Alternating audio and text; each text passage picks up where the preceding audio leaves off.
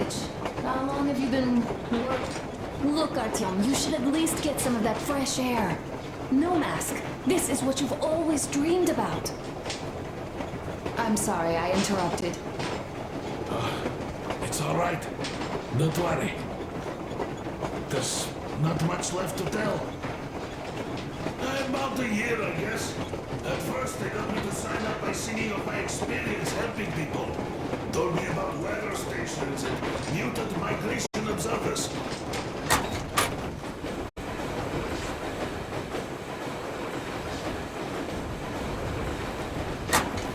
Then, about 2 months ago, they loaded a bunch of people onto my Aurora.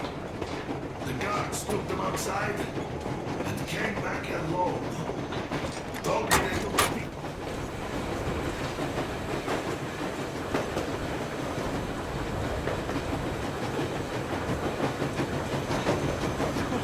Well, I'll be damned! So, dear Moses, can you feel how sweet the air is without a mask? Or not just sweet, so many shades of taste it has. Weird feeling, eh, my friend? I remember you telling me how you took your mask off atop a stunk in the dark. When you bombed those missiles in the dark ones, was the air bitter then? Who knows though?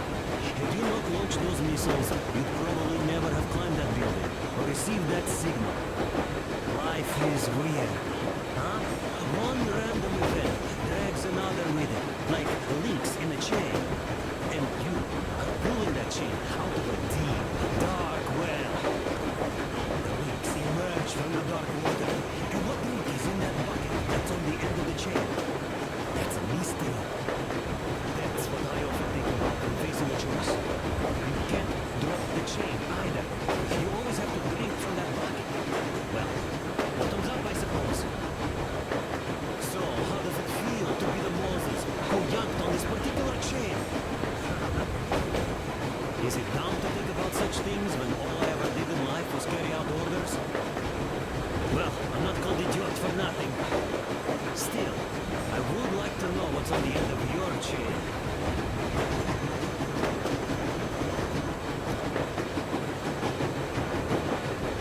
Look, if there's no radiation, that means we can bring everyone out of Moscow.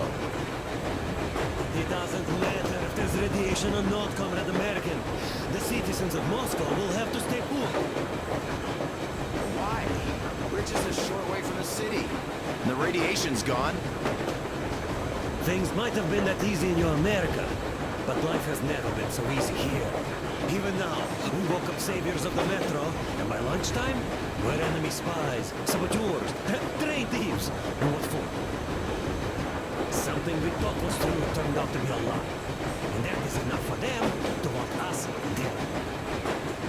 The Hansa bosses must have known that we could live up here. But the public didn't know that. Who'd want to stay down in the metro if we told them? We cannot tell them. If they are ready to make mincemeat out of old ladies and kids to keep their secret, what do you think will they do to you, Uncle Sam? Huh? We can't go back. We can't use radio. Remember the jammers? And even if you pull a perfect Rambo and break through back into the metro, do you expect them all just believe you and go, yes, Moses, lead us out of this Egypt? Can you even imagine the death toll? Take your average station guards. Even if the Hansa guards didn't shoot them, how far would they get? Right to the nearest mutant den, most likely. We are safe here, speeding along on this Eastern Express. They are not as lucky. Not at all. What if there was a proper evacuation? And who would do that?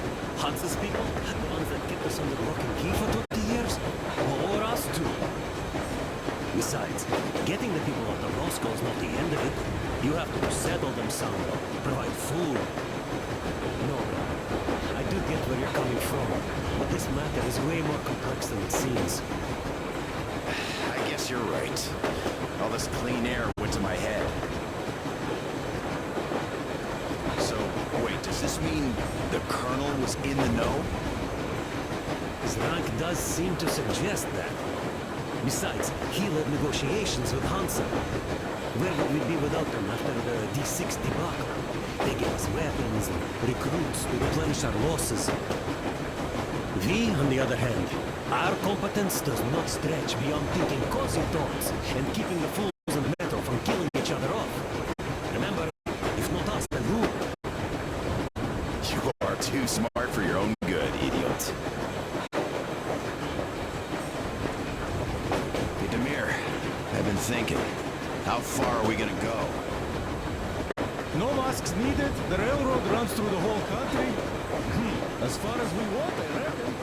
As for Yamantau, it's about 2,000 clicks away. No, I mean, how far can we get with the fuel we have? What's this machine's mileage? Ah, that! Yeah, it certainly is a coal guzzler, this thing. But then again, there should be coal stores at every station. And if we don't find any, we could still burn firewood.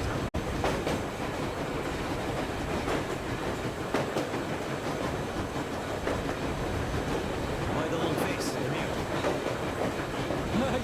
You see, I made a mistake of stocking up on filters. While I could have gotten a whole bunch of MREs for the same ammo, or a new hazard suit, I wish I'd known there'd be no need for them.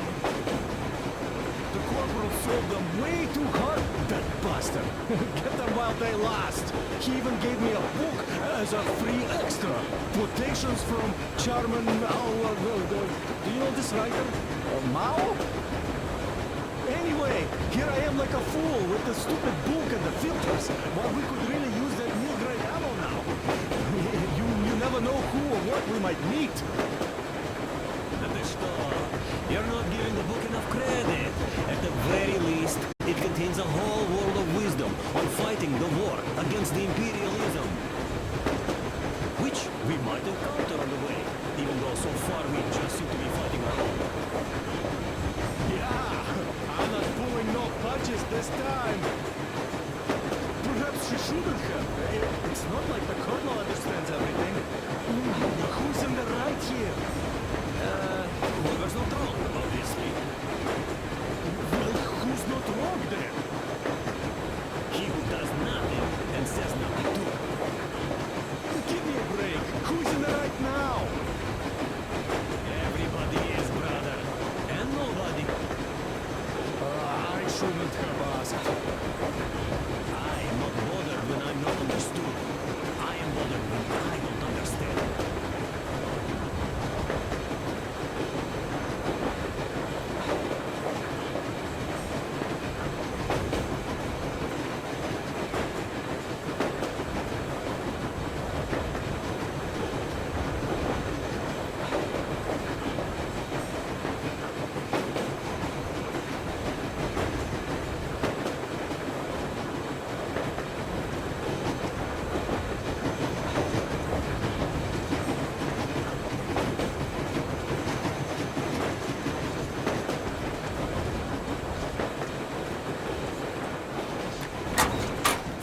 Later, I was coming. So, how did you like that fresh air? Out of this world, isn't it? I thought I'd ask Yermak about where we're headed next. I'm sorry I interrupted. It's all right. Don't worry. There's not much left to tell. Soon I understood I saw that ravine. Fed me the usual lies about the spies and whatnot. Did you believe them? Well, it sure seemed safer to believe. But then, I just couldn't keep the charade up. Then the security officer told me straight. Whoever you speak to dies. The whole station dies with him if need be. So, that's how it went. But when I saw you, and then Artyom, I knew I wasn't alone anymore. You can't just keep these things in. Now I understand why you helped us back then. Thank you. Don't mention it. God willing, it won't end up being done in vain. Yes. Have you ever taken a train beyond city borders? No, didn't get the chance to go. I used to be a metro train engineer. I worked on the ring line. Ha! What a bore that was. going round and round all day, round and round, and no real distance either. It used to take less than 30 minutes to make the lap. So I kept dreaming about how good it would be to just leave the metro and work on a real railroad. And travel around Russia, not to run in circles like a rat in a maze. Huh? My wife wouldn't let me. We had kids, too. When I'd start going on about the railroad, about my dream, she'd stop sleeping with me for months in protest. Yes. But when Moscow got hit, my Tatiana and little Sashenka were at home. I was working that day. Irishka was waiting for me in the metro, returning from tram school. So we survived together that day. But in the end, I lost her too. TP. Ah, you know how it goes. So, I'm driving here and talking to Tatiana in my head. See, I say, you couldn't stop me for good after all. Here I am, on a real railroad. A real engineer. Tanyusha. I'm sorry I got so emotional there. Oh, it's my fault. I'm really sorry. And thank you for telling me. Hey, Artyom. Is there any music on the air?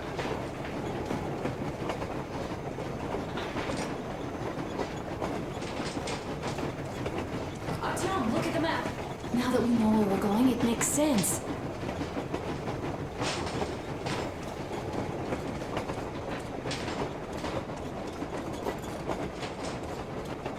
Hello there, Artyom. It seems to me, whether it was intended or not, that our colonel now has a goal to strive for because of you. We all remember the way you fought back at D6, so no matter what lies ahead. Well, hello there, Artyom. You people could have called me up there to drink to Aurora. I still think there's some Yes. As for me, I'm running a little inventory check. It is kind of cramped in here. I'm thinking of making something of a workbench.